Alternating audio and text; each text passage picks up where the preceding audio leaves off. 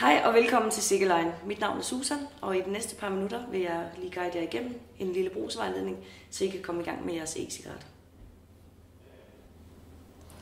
Disse ting skal du bruge for at komme i gang med din e-cigaret.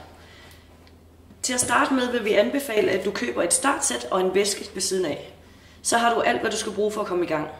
Startsættet indeholder 2 e-cigaretter, så du kan anvende en, mens den anden lader op. For at oplade din e-cigaret skal du bruge dette. Sådan kommer du i gang med at oplade din e-cigaret. Skru batteriet fra brænderen. Sæt USB-stikket ind i stikket. Så vil du se en lampe, der lyser grøn.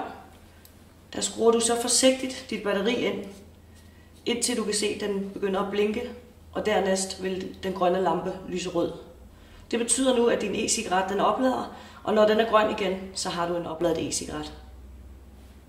Hvis opladningen ikke starter, så kan det skyldes, at en eller flere af kontaktfladerne er blevet beskidte. Påfyldning af væske kan ske på 2 måder. Enten direkte fra flasken, eller fra den lille plastikflaske, som medfølger i vores startpakke. Den har en meget tyndere spids, som gør det lidt nemmere at undgå metallet nede i e-cigaretten. Skru mundstykket af brænderen. Hold brænderen i en vinkel på ca. 45 grader og påfyld langsomt og forsigtigt, så du undgår, at der løber væske ind i det lille runde rør i midten af brænderen. Der skal ikke være mere end 1,6 ml og ikke mindre end 0,6 ml væske i.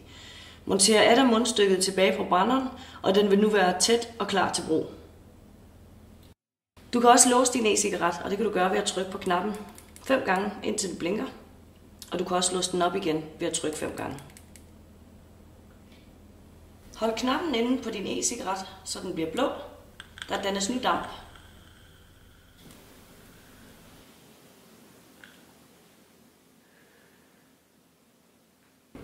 Hvis e-cigaretten begynder at afgive meget lidt damp med et nyopladt batteri eller en nyvasket brænder, så er det som regel et tegn på, at du skal skifte en brænder.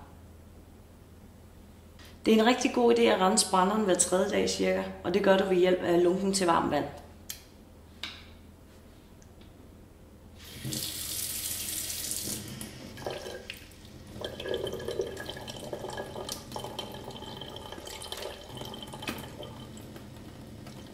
Og man kan selvfølgelig afhjælpe vandet inde i røret ved at puste.